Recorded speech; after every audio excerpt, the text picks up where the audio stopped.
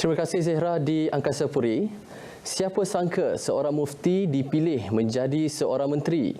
Figura yang sememangnya disegani itu kini telah 100 hari melaksanakan tugas sebagai menteri dengan tanggungjawab berat harus dipikul dalam menepani cabaran semasa. Ikuti laporan 100 hari Menteri Hal Ehwal Agama yang disediakan wartawan Hasmin Hamzah. Jelasnya, tugas sebagai seorang mufti jauh berbeza dengan tugas menteri. Pelantikan ini merupakan suatu pengiktirafan kepada golongan ilmuwan dan golongan ulama.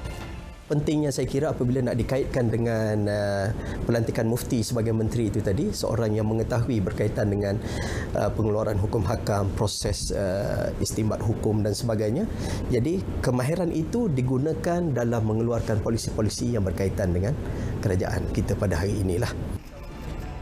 Dalam tempoh 100 hari beliau memasuki pejabat menteri, cabaran yang paling besar bagi beliau adalah masa. Kewajipan yang hendak dilaksanakan jauh lebih banyak daripada masa yang ada setiap hari.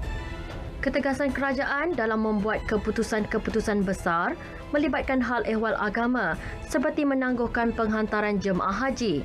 Disebabkan penularan pandemik COVID-19 dilihat sangat bertepatan. Kemudian kita juga mengharapkan agar Yang Berhormat Menteri dapat memperkenalkan dasar-dasar yang boleh untuk memperkasakan masyarakat Islam di Malaysia, umpamanya dasar wanita Islam ataupun kalau kita nak pergi lebih jauh mungkin dasar lelaki Islam. Boleh kita perkenalkan di Malaysia ini untuk orang kata kemaslahatan rakyat di dalam negara kita lah. Program musaadah COVID-19 juga dilihat sangat berkesan, membantu rakyat yang terjejas susulan Perintah Kawalan Pergerakan PKP. Dari Perlis sehinggalah ke Sabah, setiap golongan yang memerlukan disantuni sebaiknya, tidak kira agama serta latar belakang. Bagi saya dia berkhidmat dengan baik. Dia cepat menjawab segala spekulasi, segala persoalan daripada rakyat. Kira dia macam tak ada tertunggu-tunggu ataupun tak ada memberi macam kata-kata yang tidak faham untuk rakyat. Kira baguslah. Agama Islam ni bukan agama yang memaksa ke, dia nak memudahkan kita untuk jalani aktiviti harian. So itulah saya rasa sangat berpuas hati yang Mufti masuk dekat dalam jadi Menteri Agama kita kan. So, alhamdulillah. Datuk Dr. Zulkifli Muhammad Al-Bakri merupakan seorang tokoh agama yang begitu dihormati. Figura yang dahulu seorang mufti kelihatan secara luaran tiada yang berubah tentang dirinya. Begitu ringkas orangnya. Namun, tanggungjawab dan peranan yang digalas kini jauh lebih besar dan berat. Komited memperkasa pentadbiran Islam sudah pasti banyak yang dirancang dan semoga dipermudahkan. Hasmin Hamzah, laporan JAKIM untuk RTM. Ekoran pandemik COVID-19 yang melanda negara, penggiat seni industri nasyid juga turut menerima tempias.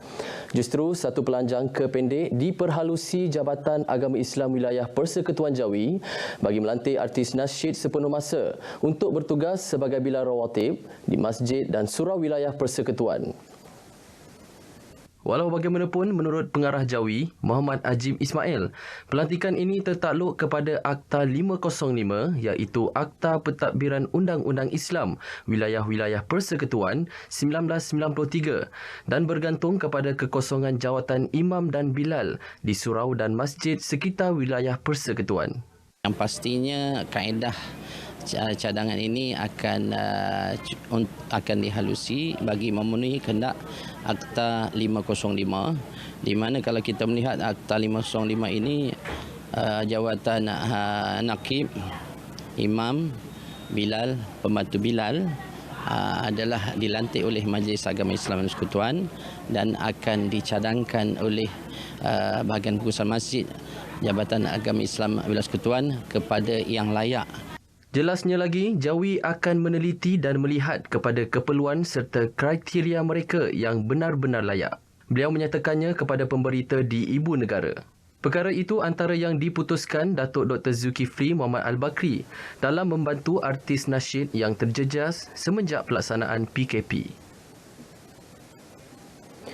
Penyebaran dakwah dalam kalangan golongan orang kurang upaya OKU masih belum mencapai tahap menyeluruh.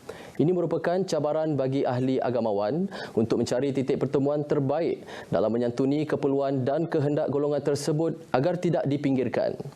Justru Universiti Sains Islam Malaysia USIM mengambil inisiatif untuk meneraju usaha dalam mendidik mahasiswa kemahiran bertutur dalam bahasa isyarat supaya manfaat ilmu dapat dikongsi bersama insan-insan istimewa ini. Ikuti laporan yang disediakan wartawan Syuhada Hashim.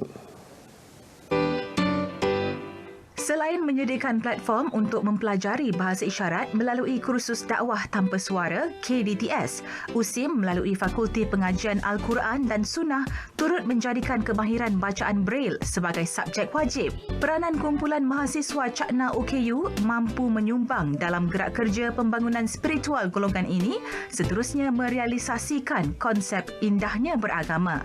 Jadi di antara apa yang boleh kita sumbangkan kepada masyarakat adalah untuk mengisi kelompangan, especially kelompangan dakwah OKU ini yang mana kita boleh dikatakan tertinggal jauh kepada komuniti ini, dan mereka ini akhirnya kalau kita kaji dan lihat, mereka akan lama-kelamaan mereka akan jauh daripada agama. So kita kena tarik balik mereka, kita kena orang kata membuat persediaan untuk kita melahirkan generasi-generasi agamawan-agamawan yang bukan sekadar dia ada ilmu agama, tetapi dia juga berwibawa untuk menyampaikan ilmu itu kepada golongan okey. Peserta dilatih untuk berinteraksi menggunakan bahasa isyarat dalam menyampaikan mesej dakwah dan asas kemahiran pengajaran Al-Quran melalui kaedah khas. Sepanjang PKP, mahasiswa ini turut bergerak melakukan program tadarus tanpa suara secara dalam talian. Okey, kalau boleh terangkan sikit kenapa agaknya ada minat untuk menyertai kursus khusus untuk dakwah orang kurang pendengaran ataupun orang yang pekak ini? Okay, bismillahirrahmanirrahim. Saya rasa terpanggil untuk meminati kursus dakwah tanpa suara ini adalah kerana merasakan pentingnya golongan orang pekak ni untuk berkomunikasi dengan kita yang tipikal ini, kerana mereka merasakan mereka ini tersisih dan terbiar, macam diorang dengan golongan diorang dan kita yang tipikal ni dengan sama-sama kita. Jadi kami dan saya sendirilah terutamanya merasakan benda tu penting untuk saya sebagai jalan dakwah kami seorang Islam sendiri untuk membantu orang-orang pekak bersama dengan kita berdakwah, berkomunikasi kan. Okey, kalau macam awak pun pernah masuk, ini merupakan tahun kedua untuk masuk kursus ini. Jadi apa manfaat yang telah pun dilihat apabila berdakwah ataupun berkomunikasi dengan orang-orang pekak ini? Manfaat yang saya dapat lihat sepanjang belajar kelas ni, kita berkomunikasi dengan orang pekak. Jadi bila kita dapat berkomunikasi dengan mereka, kita tahu apa kekurangan mereka yang kita boleh bantu. Contohnya dalam kelas ni kami belajar bahasa isyarat bagi surah-surah pendek. Dari situ kami dapat kenalkan dan ajar pada mereka bagaimana berbahasa isyarat untuk surah-surah lazim seperti surah Al-Fatihah dan surah Al-As. Mereka merupakan nadi kepada program-program dakwah yang berkonsepkan khidmat komuniti dan meningkatkan kemahiran insaniah. Ini merupakan usaha USIM dengan Yayasan Pendidikan Quran bagi Anak Istimewa, FAKIH, serta Persatuan Orang Pekak Negeri Sembilan, NESDA. Syuhada Hashim, laporan JAKIM untuk RTM.